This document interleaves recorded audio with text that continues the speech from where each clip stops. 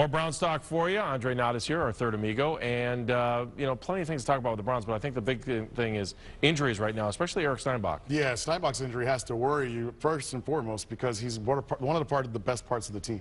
The offensive line is the strongest unit on this team, and I think that was one thing they think they can rely on going into the 2011 season. It's a back injury. It's a disc injury in his back. For the position he plays, he's got to push. He's got to bend a lot. And if he's out, it looks like Jason Pinkston right now, the rookie fifth-round pick out of Pittsburgh, is going to get the first chance to get his job. They did trade for John Greco from the St. Louis Rams, but it's a huge concern, especially coming off that big contract you give to Joe Thomas. That was, you know, Alex Mack coming off a Pro Bowl year. They wanted Eric Steinbach to be a Pro Bowler this year. They're going to be lucky if he even plays. That changes this offense's complexion big time early on. And they picked up Brandon Jackson this year, and if he doesn't play this year, what does that do to the team? Yeah, and I would say the second strongest position probably on the team was most likely running back. And then you get a guy like Brandon Jackson that he brings a couple things to the team that they just don't have in another back right now. He's a little bit faster. He's able to get in and out of cuts a little bit quicker than the other guys. And then you look at it, you have the kid like Smith that has a big 81-yard run. This would be the perfect time for a young guy to take the team, but he's fumbled now. You know, we remember more for fumbles now than that long 81-yard touchdown. Are we concerned about the 3 turnovers the other night, too? Yes and no. I think because they're throwing the football more, because they're trying to get that part of the game going, you're going to go through those problems. I know the punt, that shouldn't happen very often. I mean, you get a guy getting pushed into it. That was a freak play. I mean, it was very bizarre. Yeah. The other two, I mean, Peyton, you're going to have your quarterback's going to throw some interceptions at points and times, and especially where they are right now in trying to learn this offense. But Shermer keeps saying to us, we can run the football. I know that we can run the football, so we're going to get the passing game going first. What about the concern with Colt being on the ground the last 2 games? Yeah, you know, that's what worries me, and I think that's why I want to start off talking about Steinbach. They have to take care of him. I think the one joy of this season, and the joy not only for the first 3 weeks, is watching Colt McCoy play. Now, some of it is on Colt. You know, this offense, you're supposed to be 3 steps, 5 steps, ball out. And I'm not saying this is a bad thing, because we say it about Ben Roethlisberger, and he's won Super Bowls. These guys like to extend plays. He was successful at Texas, you know, being able to be athletic. But this isn't Texas. He's got to get rid of the ball a little bit faster. How about Montario Hardesty as you try to loosen up what was going on back? Maybe, you know, you might need another back. Yeah, you might need another back, but I like Montario Hardesty. And the one thing that, if you noticed last week, he may not have the long, big runs yet, but he moves the pile.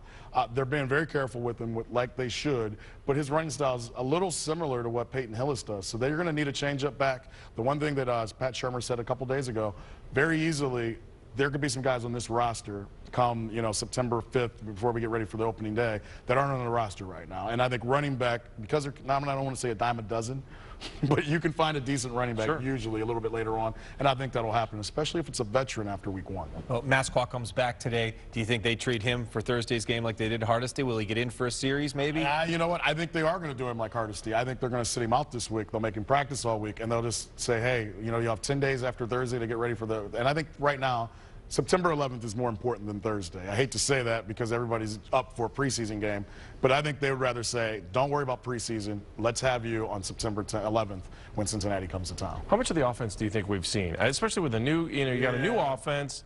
How much are you babying this offense? Yeah, you know what? I would say we've probably only seen about a quarter of it. And I think, and to be honest, I think it's going to take until probably like week 6, 7, or 8. I think the bye week will be huge for the Browns because they play 4 games, and I think that's when you can kind of take a deep breath and go, okay, we're good at this, we're bad at this, and now I can add on.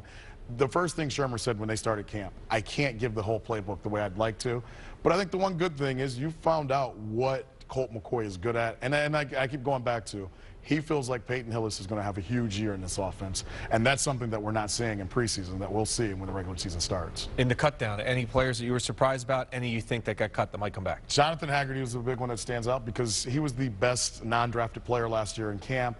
Then he gets hurt. I think the foot injury and obviously having a new coaching staff changes it. But also that means that there's some of these young receivers that we were all worried about 4 weeks ago. That means they've made a good impression and that they're ready to move on with those guys. And I think that's a good thing. I think you see the big kid out of Kentucky that caught the touchdown late last year. He's 6'5", 6'6", guys. I mean, if you can stash him away for a little while and develop him, he could be another weapon inside the red zone, which they've really done well with. When you look at Evan Moore, Jordan Cameron, all these tall guys, they're going to be really fun to watch inside the red zone. I know we didn't talk much about the defense, but DeQuell Jackson looked amazing the other night. Best player, I mean, he looks awesome. Between he and Joe Hayden, their tackling is phenomenal. But DeQuell looks like a different player, and it's a shame because now he's in his 6th year, and we've watched him, and I think we all have a bad impression of him because he was in a defense that didn't fit him. The 3-4 was not his style. You can see right away with Phil Phil Taylor in front of him. He's not getting touched. Guys, he's making tackles in the backfield, and not just one play. He's made multiple plays that way, and I think that's huge. The other thing is he has to stay healthy now because Titus Brown, his backup, who was playing really well, high ankle sprain. How many times did we say that last year? Yeah, really. That could be a month before we see him again. Phil Taylor coming out party? Man, well, let me say this, and I'm going to say it on the air because I've talked about this. Great. I mean, I'm not taking anything away from him, but he was going against his college teammate. Yeah, right. Anyway, but he was moving before the ball was snapped. It was amazing. If this kid can keep this up, he's got a chance to be really special. And the best thing about it, the day after he has that phenomenal game, he comes out, they go through a walkthrough, all the other players go in. He and Ataba Rubin are running gassers by themselves. And somebody goes, "Are you out of shape or something?" He goes, "No, I want to be in better shape." Wow. That's what made me go. The kid has the best game of his life. Michael Vick is patting him on the back, and he's out there the next day running gassers trying to be a better player. All right, last question. Just reiterate, how much of the starters will we see on? I don't think you're going to see a lot of them. I think we're at a point in time where you're not. I mean, think about it. You're going to go into probably September 11th, not seeing Usama Young, most likely not seeing Massaquoi. I think they're at the point now where they're going to go in training camp for about 16 days of getting ready for September 11th. Now, there's a lot of spots on this team. Let's be honest. From 45 to 53 guys, it's a toss-up. So maybe if you go out and play Thursday night well, you're going to have a good chance to make this team early on. Andre Knott, thanks a lot for joining us here on Newsnet 5.